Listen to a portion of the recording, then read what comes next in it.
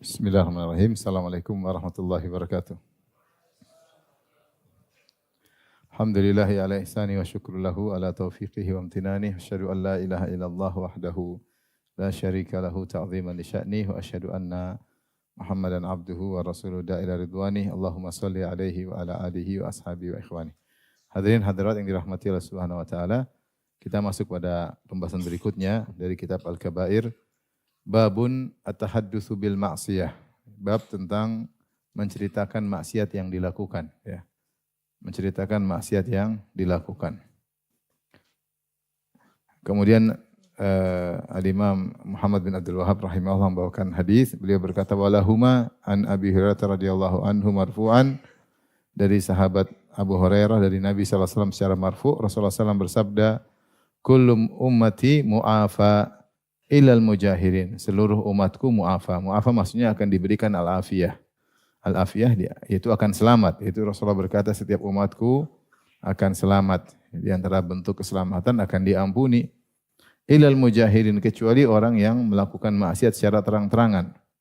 Wa inna minal mujaharah, dan di antara bentuk melakukan maksiat terang-terangan, an ya'mala rajulu amalan bil lail, yaitu seorang lelaki di malam hari melakukan maksiat. Tsumma yusbihu wa qad satarahullahu alaihi. Kemudian di pagi hari Allah telah menutup aibnya tersebut, itu enggak ada yang tahu. Allah telah menutup aib tersebut dan tidak ada yang tahu. Fayaqul, kemudian di pagi hari dia cerita. Dia berkata, ya fulan, wahai fulan, amiltul barihata kadza wa kadza. Wahai fulan, tadi malam saya melakukan maksiat ini dan itu. Wa qad bata yasturuhu rabbuhu, padahal dia semalam suntuk, Allah telah menutup aibnya, Allah tidak bongkar aibnya. Wa asbaha yakshifu sitrallahi alaih. Kemudian di pagi hari dia pun menyingkap tirai Allah yang Allah telah menutupnya dengan tirai tersebut. Kita tahu di antara dosa besar adalah al-mujaharah, yaitu melakukan maksiat dengan terang-terangan. Maksiat sendiri sudah merupakan suatu dosa. Ditambah lagi kalau dia melakukan maksiat dengan terang-terangan, dia tampakkan. Dan ini bukan dosa biasa, karena seakan-akan dia bangga dengan maksiat tersebut. Dampaknya banyak. Pertama, dia selain dosa, yang kedua seakan-akan dia bangga dengan dosa tersebut. Kemudian yang berikutnya seakan-akan dia meremehkan hukuman Allah dari Allah Subhanahu wa taala sehingga dia terang-terangan. Yang ketiga, dia juga memotivasi orang lain untuk melakukan seperti apa yang dia lakukan. Karena orang kalau melihat maksiat yang dilakukan termotivasi untuk bisa melakukan seperti itu. Makanya di antara larangan para ulama agar kita tidak pergi-pergi ke negara-negara kafir. Karena negara-negara kafir banyak maksiat sehingga mata ini melihat mereka melakukan maksiat sehingga saya akan terbiasa dan bisa juga termotivasi melakukan seperti apa yang mereka lakukan. Nah, ini jadi orang yang mujaharah itu melakukan maksiat terang-terangan di depan banyak orang, tidak peduli, kemudian dia terkadang dia shooting dirinya, kalau zaman sekarang dia shooting dirinya, kemudian dia sebarkan tanpa ada rasa malu, ya. Ini bukan sekedar maksiat. Ini namanya al-mujaharah. Terang-terangan dalam bermaksiat. Maka dosanya lebih parah lagi dan tidak selamat. Maka ini dosa besar karena Rasulullah ancam tidak selamat. Kata Rasulullah SAW, kullu ummati mu'afan. Setiap umatku akan selamat. Termasuk pelaku maksiat akan selamat. Allah mungkin ampuni. Ya. Tetapi yang jadi masalah, ilal mujahirin. Kalau orang yang terang-terangan melakukan maksiat di hadapan banyak orang, ini tidak selamat. Ya. Karena tadi hal-hal yang dia lakukan bukan sekedar maksiat. Tetapi dia seperti meremehkan maksiat tersebut. Kemudian dia berbangga dengan maksiat tersebut, bahkan dia bisa memotivasi orang lain untuk melakukan maksiat tersebut. Ya.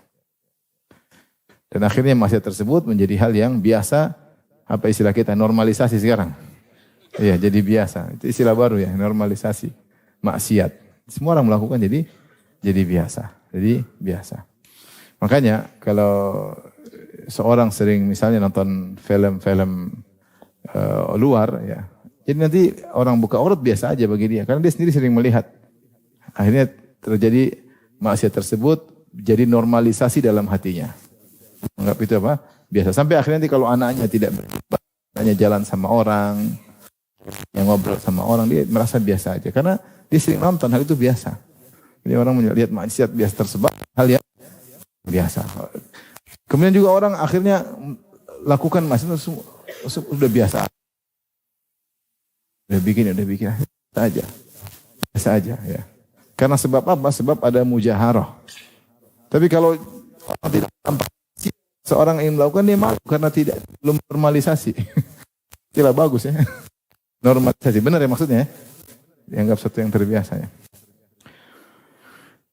Kemudian Rasulullah menjelaskan di antara bentuk mujaharah bukan sekedar seorang maksiat depan umum, artis di podium atau di panggung ya. Atau seorang menyoteng dirinya kemudian buka auratnya dia sebarin. Bukan cuma itu, ternyata di antara mujaharah adalah seorang di malam hari bermaksiat, dia bersendirian, enggak ada yang tahu dia bermaksiat. Kemudian Allah sudah sayang kepadanya, Allah tutup aibnya, Allah tidak umbar aibnya. Kemudian besoknya Allah turunkan tirai untuk menutup aibnya, besoknya dia robek tirai tersebut. Tirai tersebut dia cerita sama orang, semalam saya gini. Ini merupakan salah satu bentuk dari al-muhajarah, al-mujaharah. Oleh karenanya, rahimahullah, tahadduts bil maksiyah, menceritakan maksiat. Menceritakan maksiat. Maka jika seorang melakukan maksiat, meskipun jangankan tadi malam, meskipun sudah lama, maka jangan dia cerita. Jangan dia cerita ya. Jangan, karena Allah sudah menutup aibnya ya. Kalau dia harus bertanya, maka dia gunakan misalnya kata ganti orang ketiga. Bagaimana hukum ada orang yang melakukan begini. Jangan dia bilang tadi malam saya begini. Tidak usah. Dia bilang bagaimana hukum orang yang begini. Ada saya ceritain sama kawan, seorang ustaz cerita. Ada orang sampaikan ke ustaz. Ustaz, apa hukum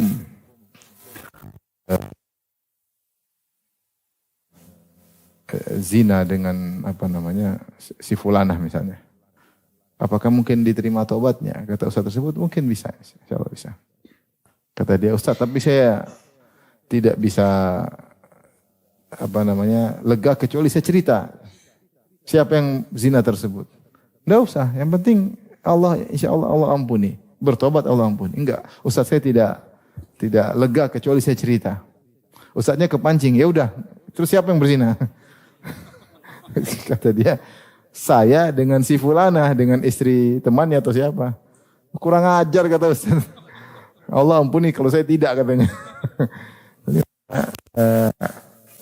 Kalau kita bisa tidak sebutkan diri kita itu lebih baik ya. Kita bagaimana hukum seorang begini, bagaimana hukum seorang begini. Karena itu aib ya. Seperti dosa-dosa aib seperti mencuri, berzina, kemudian misalnya homoseksual, tidak perlu diceritakan. Pernah narkoba, enggak boleh cerita. Karena itu dosa-dosa yang terkait dengan apa? Aib. Maka seorang tidak menceritakannya.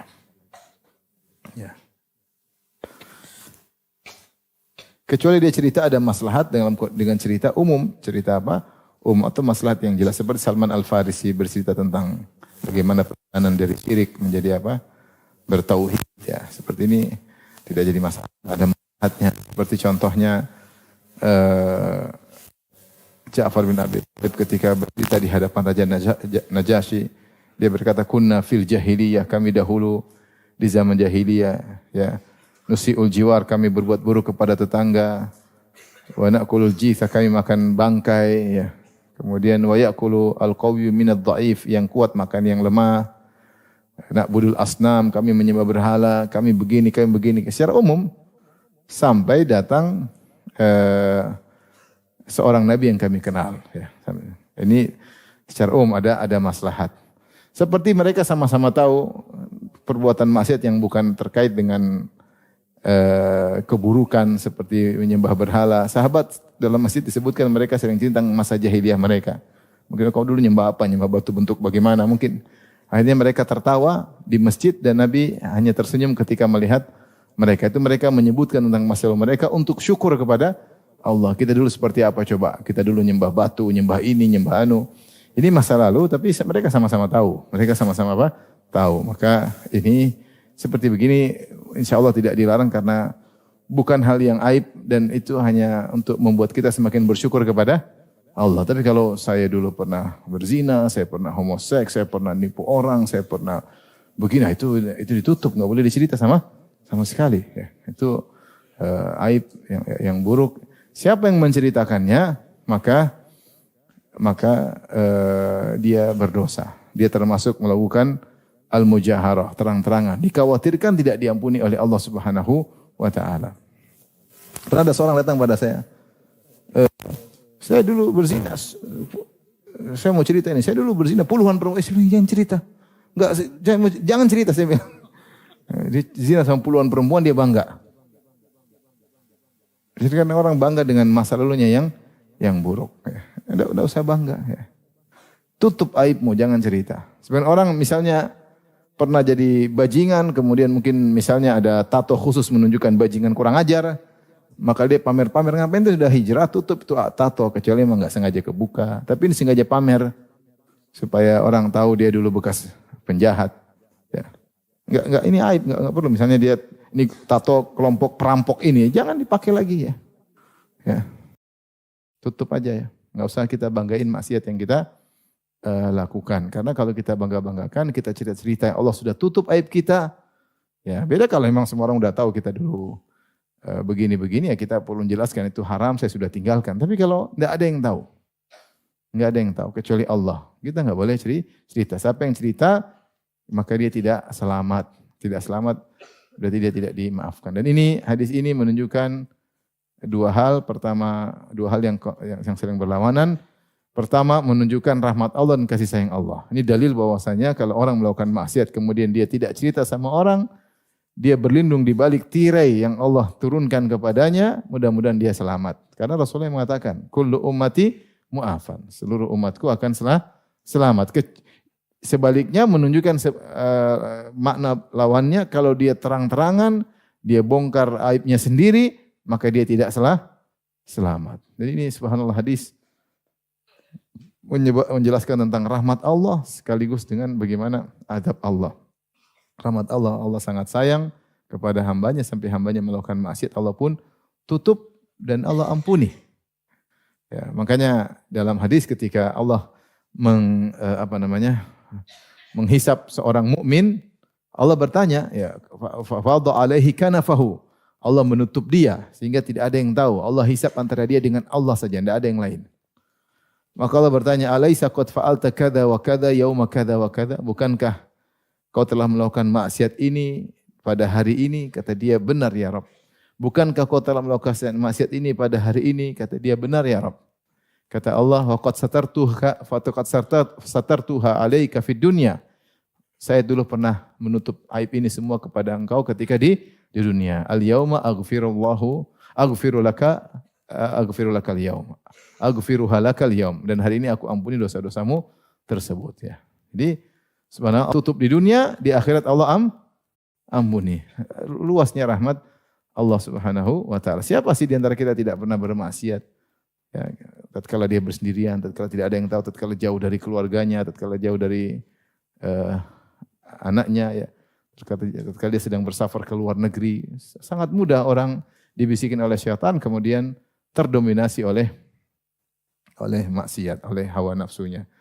Oleh karenanya seorang kalau dia melakukan, segera bertobat kepada Allah Subhanahu wa taala dan jangan pernah cerita kepada orang lain. Jangan pernah cerita sama orang lain karena Allah telah memberi karunia dengan menutup aibmu. Makanya dikatakan tidaklah seorang dibongkar aibnya kecuali itu bukan pertama kali dia lakukan. Sudah berulang-ulang maka Allah bongkar apa? Aibnya. Biasanya kebiasaan Allah kalau pertama, 2, 3, 4, biasanya Allah masih tutup. Tapi jangan kemudian lengah dan menggampangkan. Bisa saja Allah membongkar aib seseorang kapan saja. Dan ini nikmat yang luar biasa. Makanya ada seorang salaf mengatakan, saya tidak tahu mana nikmat yang lebih besar kepadaku. Apakah nikmat aku menjalankan amal soleh, ataukah nikmat aibku ditutup oleh Allah Subhanahu wa taala. Saya tidak tahu mana yang lebih besar. Kita kalau dibongkar aib kita, ya, semua orang tidak ada yang mau duduk dengan kita. Sebagian perkataan Muhammad bin Wasi', "Lau kana lidzunubi rih, ma jalasa ilayya ahad." Kalau seandainya setiap dosa ada aromanya, tidak ada yang mau duduk dengan saya. Tidak ada yang mau bermajelis dengan saya karena dosa ini ada aroma baunya, dosa ini ada bau busuknya, tidak ada yang mau duduk dengan kita. Tetapi di antara nikmat Allah, Allah menutup aib seorang. Kemudian dia bongkar, dia robek tirai tersebut. Ya, dan di antara makna Allah maghfirli atau Rabbi ghufirli atau astaghfirullah, yaitu maknanya ya Allah tutuplah aibku dan jauhkanlah aku dari dampak maksiatku. Tutuplah aibku dan jauhkanlah aku dari dampak maksiatku. Saya ingin sampaikan bahwasanya Allah menutup aib kita itu nikmat yang besar. Ya. Oleh karena jangan dibuang nikmat tersebut dengan kita malah cerita kepada orang lain. Apapun yang terjadi jangan cerita. Ya. Jangan cerita. Taibah berikutnya, bahkan sama istri jangan cerita. Istri sama suami juga jangan apa? Cerita. Ketika orang ngelamar, jangan cerita sama yang tukang lamarnya. Afwan, saya pernah berzina. Jangan cerita. Jangan cerita, enggak boleh cerita. Coba dia tanya, gadis atau tidak, ya harus jujur. Sudah enggak gadis lagi. Tapi kalau dia enggak tanya, enggak perlu cerita. Afwan, perlu akhi ketahui aja. Bahwasanya saya pernah berzina. Ngapain akhi ketahui? Enggak boleh cerita. Enggak boleh cerita, itu aib. Enggak boleh cerita. Ya, kecuali kalau dia tanya masih gadis atau tidak, itu lain cerita. Terpaksa sudah tidak gadis. Tolong tutup aib saya, jangan cerita sama orang. Tapi kalau dia nggak tanya, nggak perlu cerita. Babun maja'a fi syatmi bizina. Bab tentang mencela orang lain dengan menuduhnya berzina. Ini termasuk dosa juga ya. Dosa besar.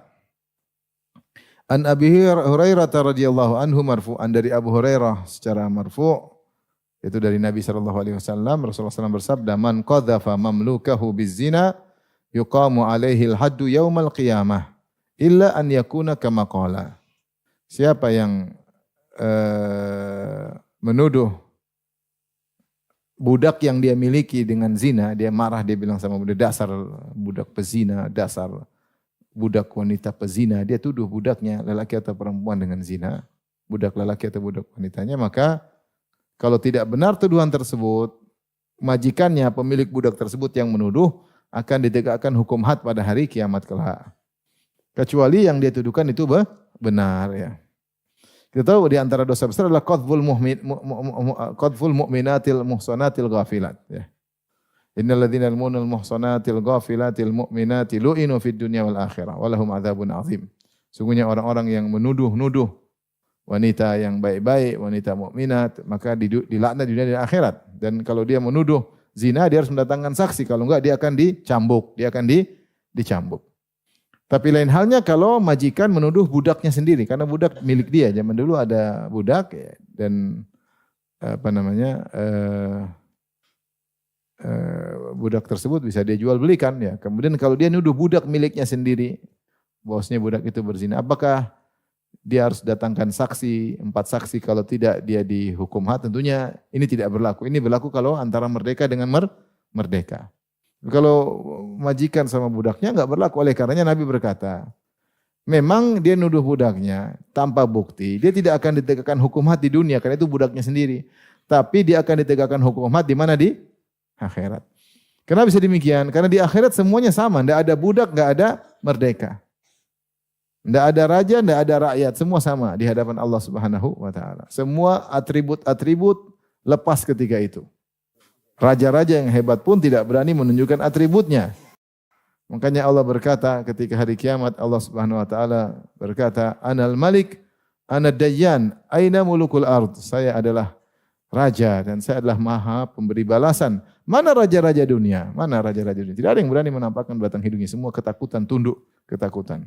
Kata Allah, "Limanil mulkul yaum lillahil wahidil qahar." Kerajaan pada hari ini milik siapa? Milik siapa kata Allah? Milik Allah yang Maha Esa dan Maha Kuasa.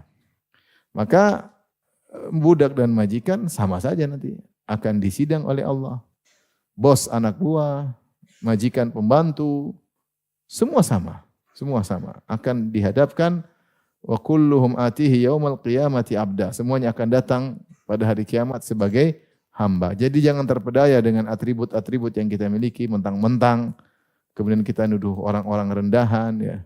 Karena kalau orang tinggi kedudukannya tinggi, dia mudah menjatuhkan orang yang menurut dia hina di hadapan dia. Ya, contoh seperti tadi, majikan nuduh budaknya dasar budak berzina. Mentang-mentang itu budak milik dia. Kemudian dia tuduh seenaknya. Kata Nabi, kalau tidak ada bukti, tidak benar, maka ini majikan akan ditegakkan hukum had di akhirat kelak, hari kiamat kelak. Masih mending ditegakkan hukum had di dunia. Kalau di akhirat parah. Ya, di akhirat parah.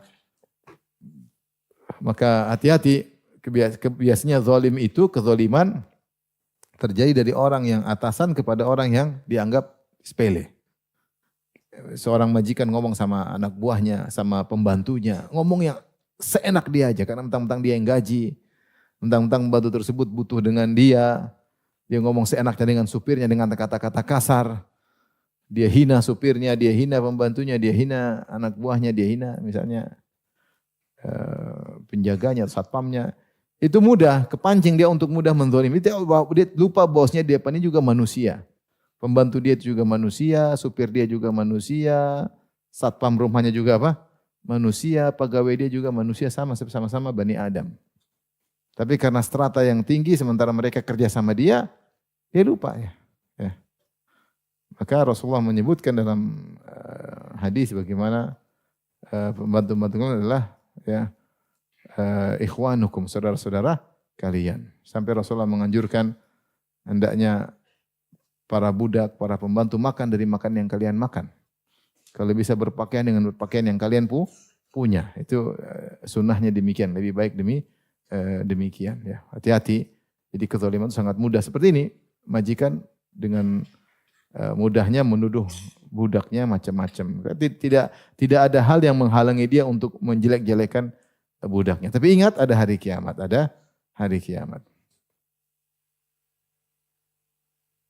Makanya ketika Nabi melihat Abu Mas'ud memukul budaknya, kata Rasulullah, "Innallaha aqdaru alaika minka alaihi." Wahai Abu Mas'ud, Allah lebih mampu terhadap engkau daripada engkau terhadap budakmu. Kaget. Akhirnya Abu Mas'ud memerdekakan budak tersebut. Bab berikutnya, babun an-nahyu an tasmiyatil fasiqi sayyida. Bab larangan untuk memberi nama kepada orang fasik dengan sayyid. Sayyid maksudnya orang yang mulia, orang yang terhormat, sayyid. Ya.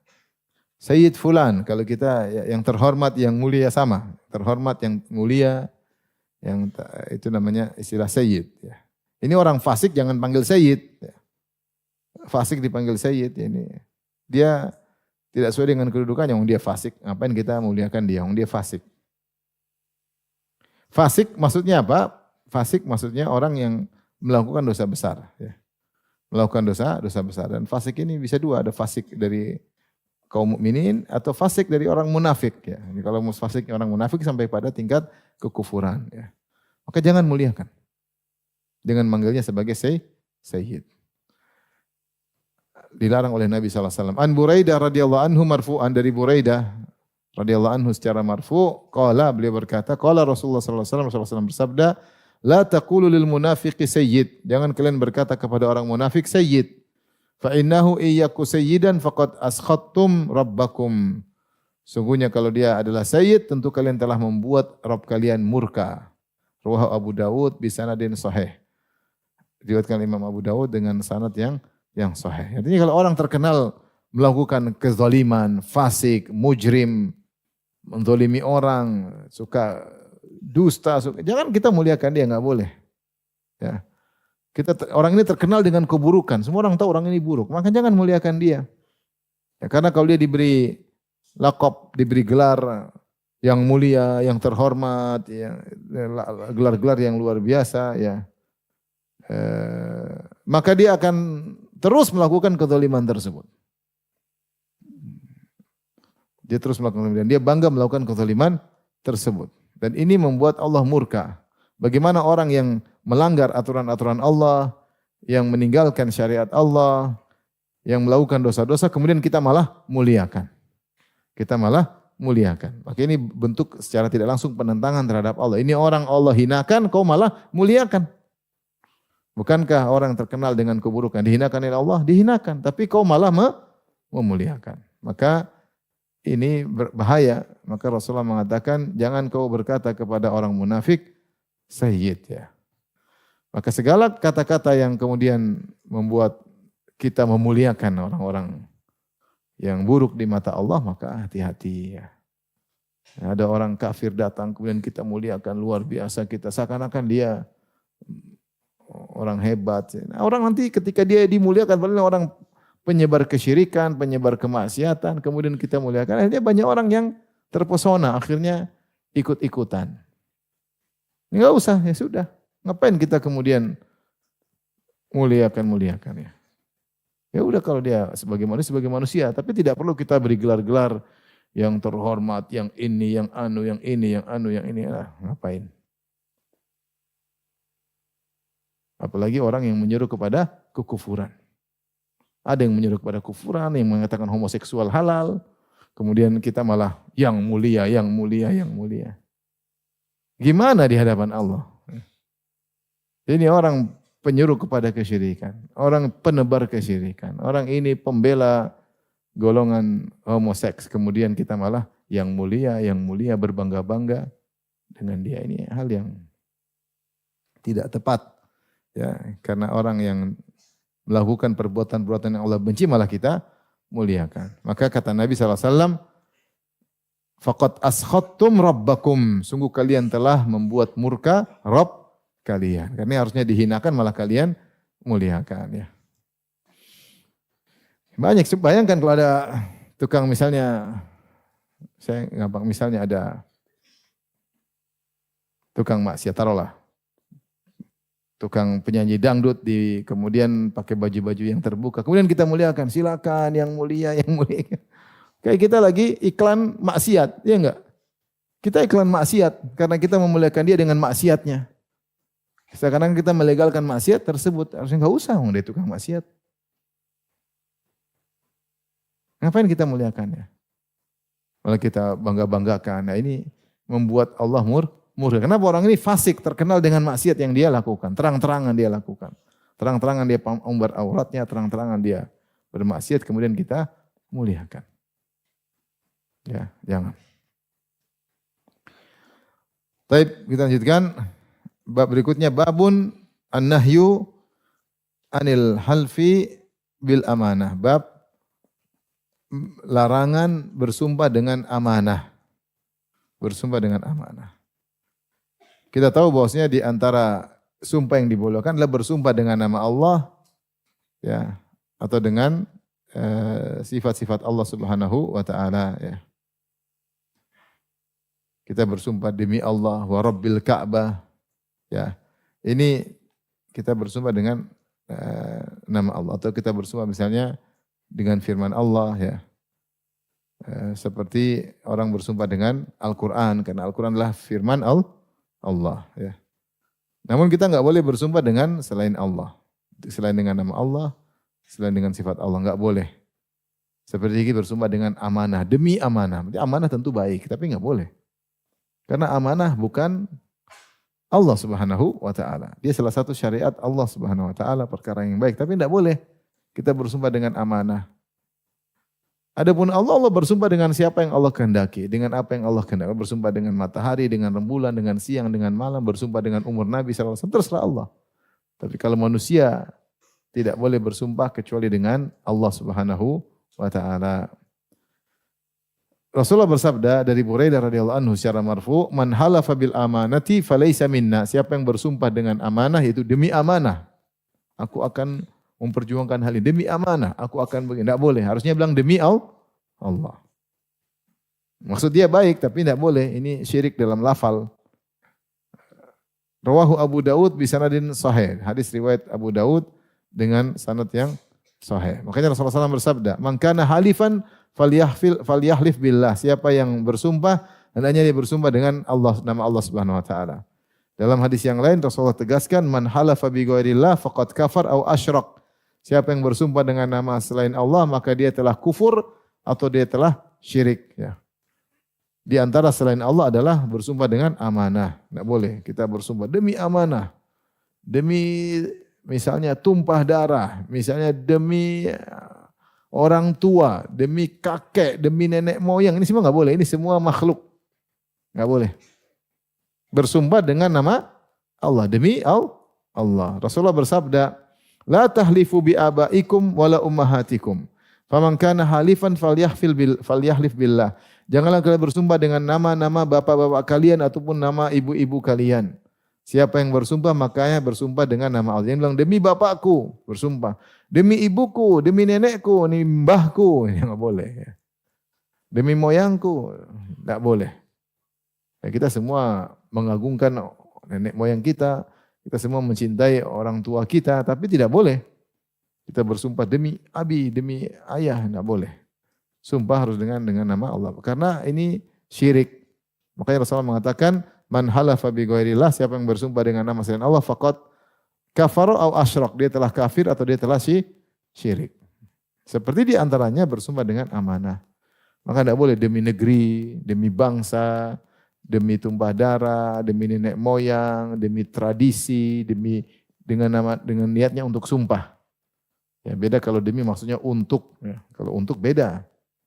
Untuk orang tuaku aku akan begini, untuk membela negeri itu lain. Tapi kalau sumpah maksudnya maka tidak boleh kecuali dengan Allah Subhanahu wa taala.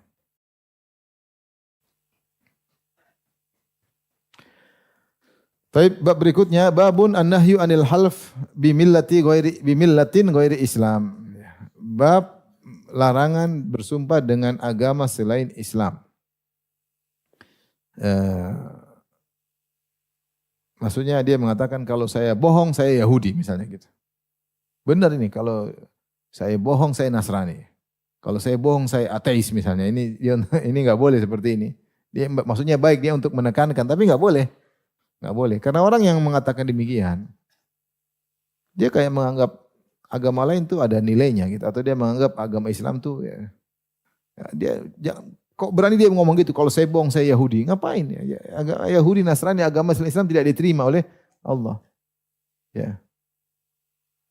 Harusnya dia tidak nyerempet-nyerempet ke situ, enggak boleh ya. Kalau dia mau menekankan suatu pernyataannya, bersumpahlah dengan nama Allah ya. Atau dengan yang lain, yang penekanan-penekanan lain, tidak mesti dengan sumpah. Seperti orang yang mengatakan demikian, maka ini buruk ya.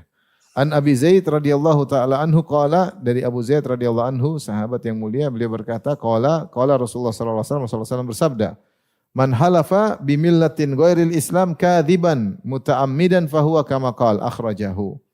Siapa yang bersumpah dengan agama selain Allah dan dia dusta dan sengaja, maka dia seperti apa yang dia ucapkan. Kalau dia jujur aja enggak boleh, apalagi kalau dia bohong. Kalau saya yang curi barang itu, saya Yahudi. Nah, ini misalnya, ternyata dia yang curi. Ini gimana? Kata Nabi, fahuwa kama qala, dia seperti apa yang dia ucapkan. Ya. Maka ngeri ya.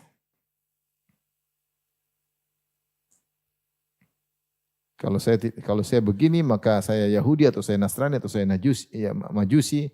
Ya, tentu ini tidak boleh karena semua agama selain Islam adalah agama yang syirik, tidak diterima oleh Allah. Allah berfirman, "Wa may yabtaghi ghairal islami dinan fala yuqbala minhu wa fil akhirati minal khasirin." Siapa yang mencari agama selain Islam tidak akan diterima oleh Allah.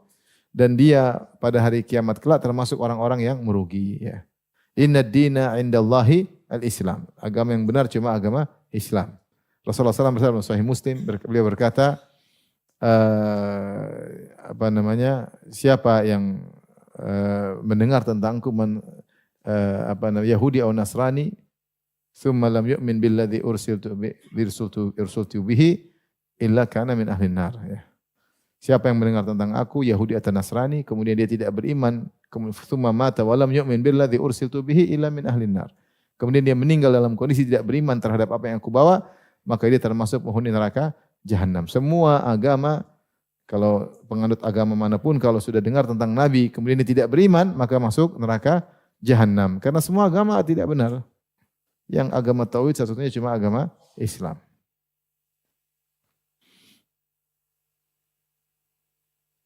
Ini adalah dalil yang mengancam luar biasa, bahaya. Orang bercanda begini, main-main begini, ternyata dia bohong, maka mengerikan.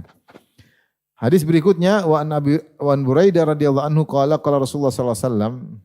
Ini menunjukkan bagaimana Islam itu perhatian terhadap lafal. Jangan main-main masalah syirik. Jangan nyerempet-nyerempet masalah apa? Syirik. Sumpah dengan amanah tidak boleh. Kayak gini tadi, kalau saya bohong, saya Yahudi, saya Majusi, ini juga enggak boleh ya. Man halafa faqala ana bari'un minal Islam. Siapa yang bersumpah dan dia berkata, saya berlepas diri dari Islam. Fa in kana kadziban fa huwa kama qala. Kalau ternyata dia dusta, maka dia seperti apa yang dia ucapkan, dia berlepas diri dari Islam.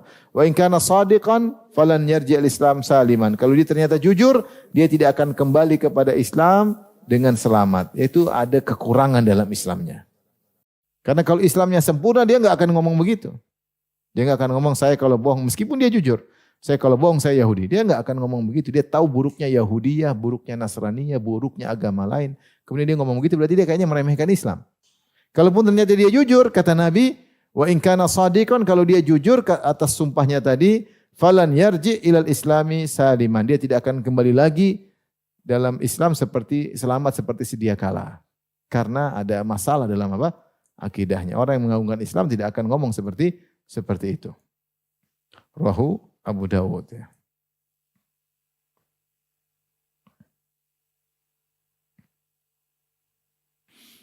Baik, kita lanjutkan bab berikutnya. Babun ma ja'a fil ghibah. Dosa berikutnya tentang dosa ghibah ya, ghibah. Allah berfirman wa qaulullahi ta'ala, Allah berfirman wala yaktab ba'dukum ba'dha. Janganlah sebagian kalian menggibah sebagian yang lain. Ghibah adalah dosa besar menurut jumhur ulama. Benar ada yang mengatakan dosa kecil karena sulitnya untuk dihindari ya. Namun mayoritas ulama mengatakan ghibah dosa besar karena dalil menunjukkan ghibah adalah dosa besar ya. Di antaranya ayat ini dalam surat Al-Hujurat ayat 12 Allah berfirman, ya ayyuhalladzina amanu jtanibu katsiran minadh-dhann inna ba'dadh-dhanni itsm wa la tajassasu. Wahai orang yang beriman, jauhilah kalian dari kebanyakan persangkaan karena sungguhnya sebagian persangkaan adalah dosa. Wala tajassasu, dan jangan cari-cari kesalahan orang lain. Wala yaktab ba'dukum ba'dha, dan janganlah sebagian kalian menggibah sebagian yang lain. Ayuhibbu ahadukum ay ya'kula lahma akhihi maita. Apakah salah seorang dari kalian suka memakan bangkai daging saudaranya yang sudah mati? Fakarihtumu, tentu kalian tidak suka. Wattaqullah, bertakwalah kepada Allah. Innallaha tawwabur rahim. Sungguhnya Allah Maha penerima taubat dan Maha penyayang. Ini dalil bahwasanya wajib bertobat dari perbuatan ghibah. Sampai Allah mengatakan wattaqullah, bertakwalah. Sungguhnya Allah Maha tawwab, menerima taubat. Nah, ghibah banyak sisi yang menjadikan ghibah itu dosa besar. Di antaranya Allah menyamakan ghibah seperti makan bangkai saudara sendiri ya. Kita tahu makan bangkai manusia boleh atau tidak? Tidak boleh. Apalagi bangkai ya. Apalagi saudara sendiri ya. Manusia kafir aja kita enggak boleh makan, apalagi teman pengajian sendiri. Kita makan, apalagi bangkai ustadz yang kita makan. Ya. Jangan. Tentu enggak boleh. Oleh karenanya makan bangkai dosa, maka demikian juga dosa besar, merusak, merobek-robek mayat muslim, dosa besar, enggak boleh. Ya, sungguhnya melukai muslim, mati sama dengan ketika melukainya ketika apa? Hidup. Terus kita makan daging tersebut. Maka ini tidak boleh. Ketika Allah menyamakan ghibah seperti makan bangkai saudara sendiri, maka ini menunjukkan ghibah dosa besar.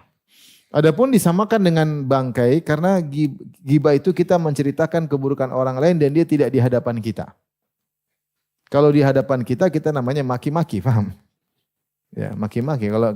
Kalau maki kita belum tentu berani karena berhadapan. Tapi kalau ghibah orang berani karena orang yang digibahi tidak di depan dia.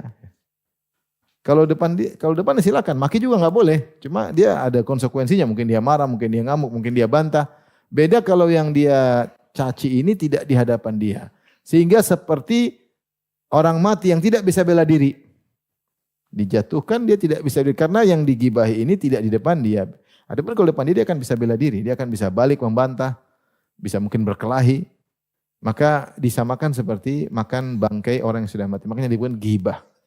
Ghibah, dzikruka akhaka bima yakra. Engkau menyebutkan keburukan saudaramu yang dia tidak suka. Jadi ghibah dosa besar. Yang kedua di antara dalil yang menunjukkan ghibah dosa besar, bahwasanya Rasulullah menyebutkan bahwasanya ketika Rasulullah berjalan dengan Jibril, Rasulullah melihat apa namanya orang-orang yakhmishuna alaihim azfarun min nuhas yahmishuna biha ala wujihim wa ala sudurihim. Rasulullah melihat orang-orang yang memiliki kuku-kuku dari tembaga, kemudian dia cakar wajahnya dan cakar apa? Dada-dadanya. Rasulullah berkata, "Man haula ya Jibril?" Siapa itu Jibril? Mereka kok disiksa seperti itu, mencakar-cakar wajah, mencakar-cakar dada. Kata Jibril alaihissalam, "Haula alladziina ya'kuluna luhuna ikhwanihim." Mereka adalah orang-orang yang makan daging saudara-saudara mereka sendiri. Itu orang-orang yang gibah, orang-orang yang gibah. Sehingga dia mengatakan bahwasanya gibah dosa besar. Bahkan sebagian salaf memandang jika seorang puasa kemudian dia gibah, maka puasanya bukan batal aja pahalanya, batal puasanya. Batal apa? Puasanya. Sebagian salaf berpendapat demikian. Namun yang benar bukan puasanya yang batal, cuma pahala puasa yang batal. Namun bagaimana pahala puasa bisa batal dengan gibah, menunjukkan gibah ini dosanya besar. Namun dia dosa yang sangat diremehkan. Ya. Sangat diremehkan. Seorang bisa saja kuat sholat malam, tidak mau berzina, dia bisa menundukkan pandangan, ya. Dia tidak mau makan yang haram, ya. Dia tidak mau menipu orang, dia tidak mau berdusta, dia bisa lakukan. Bahkan dia kuat bangun sholat malam, dia kuat puasa sunnah, dia dermawan, mudah untuk bersedekah, tapi dia tidak kuat untuk tidak gibah. Dia tidak kuat untuk tidak apa? Gibah. Dan gibah itu kita memberikan pahala kepada orang yang kita gibahi. Makanya sebenarnya mengatakan orang gibah itu seperti dia sudah punya istana yang besar, kemudian dia hancurkan istana tersebut dengan gibah-gibahnya. Karena setiap dia gibah, pahalanya diambil. Setiap gibah, pahalanya diambil. Dan ini tentu menyakitkan bagi seorang penggibah. Kenapa pada hari kiamat? Gibah itu kan biasanya dia gibah kepada orang yang dia tidak sukai.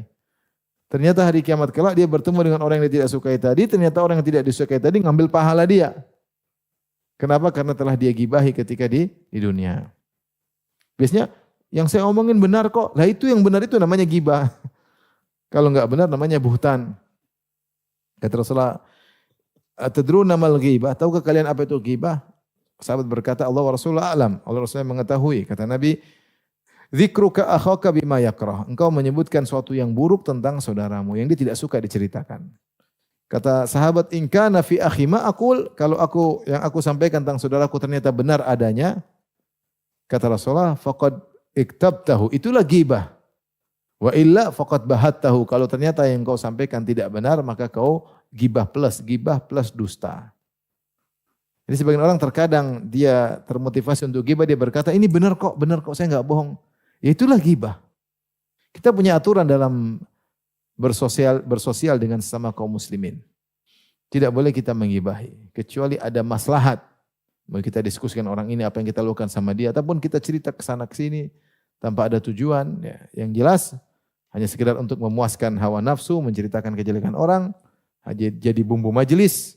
Ya kalau tanpa ghibah kayaknya kurang enak, kurang nyaman, maka ini dosa besar.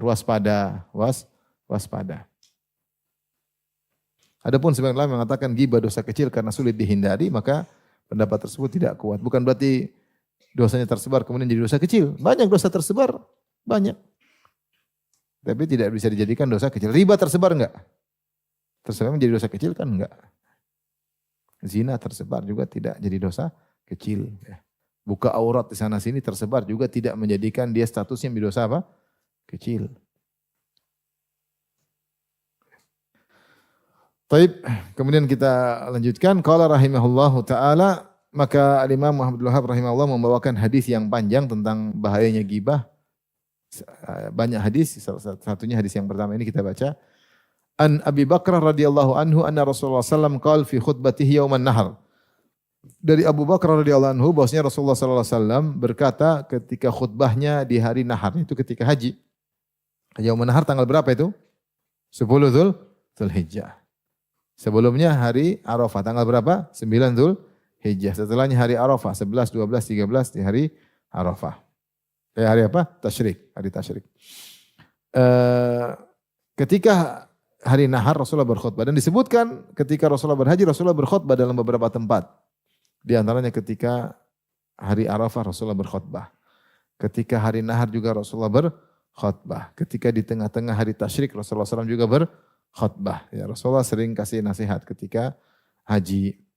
Di antaranya, dan ini Rasulullah berkhutbah di hadapan, ada yang mengatakan 120 ribu orang. 120 ribu orang. Karena yang berhaji bersama Nabi, ada khilaf. Ada yang mengatakan 80 ribu, ada yang mengatakan 100 ribu, ada yang mengatakan 120 ribu. Dan itu jumlah yang banyak di zaman itu.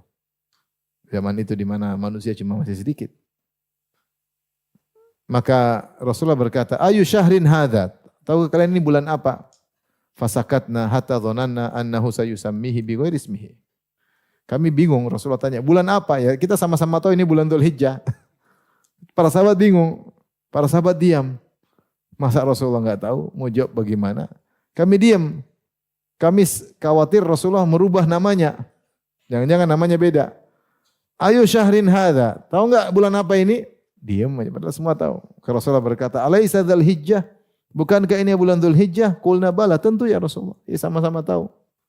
Rasulullah bertanya lagi, fa ayyu baladin hadza? Ini negeri apa ini? Semua orang tahu tanah haram, kota Mekah. Fasakatna, kami pun diam, enggak berani jawab. Hatta dhananna annahu sayusammihi bi ghairi ismihi. Sampai kami menyangka Rasulullah akan merubah namanya dengan nama yang lain. Faqala, Rasulullah jawab sendiri, alaisa baladallahil haram? Bukankah ini adalah tanah haram Mekah? Qulna bala, kata kami tentu ya Rasulullah. Qala fa ayu yaumin hadza? Ini sekarang hari apa ini? Semua tahu hari nahar. Tapi enggak ada yang berani jawab. Fasakatna, kami pun diam. Hatta dhananna annahu sayusammihi bi ghairi ismihi. Sampai kami menyangka Rasulullah akan memberi nama dengan nama yang lain. Faqala alaisa yauman nahri? Bukankah ini adalah hari nahar? Faqulna bala, kami berkata tentu ya Rasulullah. Rasulullah ingin menekankan bahwa sini semua kita sekarang sedang berada di bulan haram, di tanah haram, di hari yang sangat mulia, hari terbaik, afdalu ayami sanah, hari terbaik sepanjang tahun, hari apa? Nahar. Kalau malam terbaik, malam Lailatul Qadar. Tapi kalau hari terbaik, hari nahar.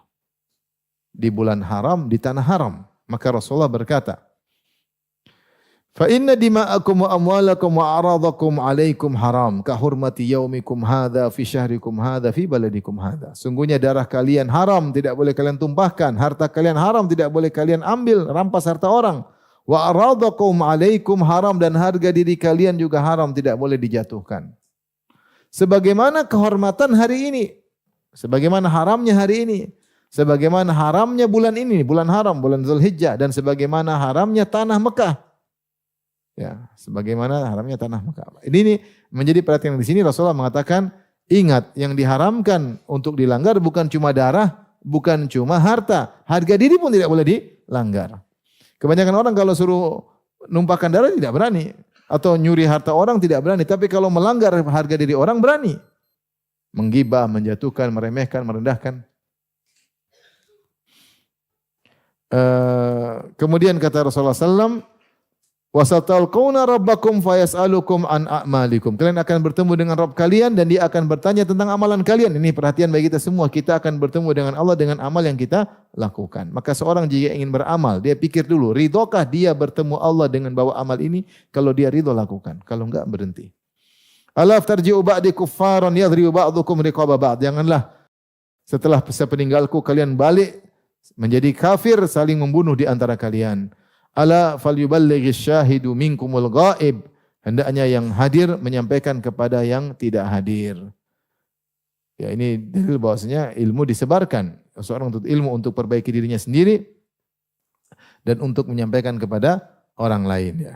Fala alla ba'dha man yuballighuhu an yakuna au mimman sami'ahu. Bisa jadi orang yang disampaikan lebih ngerti daripada yang mendengar langsung. Ini mungkin terjadi. Maka sampaikan, siapa tahu yang disampaikan lebih paham. Summa qala ala hal ballagt?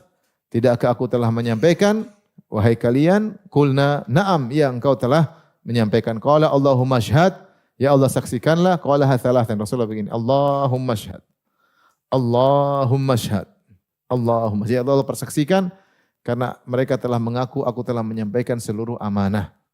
Maka kata Nabi, ya Allah saksikanlah persaksian mereka. Ini dia sepanjang, tapi intinya saya ingin sampaikan bahwasanya Nabi menyampaikan yang tidak boleh dilanggar bukan cuma darah, bukan cuma harta, tapi juga apa? Harga diri. Dan di antara bentuk pelanggaran terhadap harga diri orang lain adalah dengan menggibahnya, meremehkannya, menjatuhkannya sementara dia tidak hadir.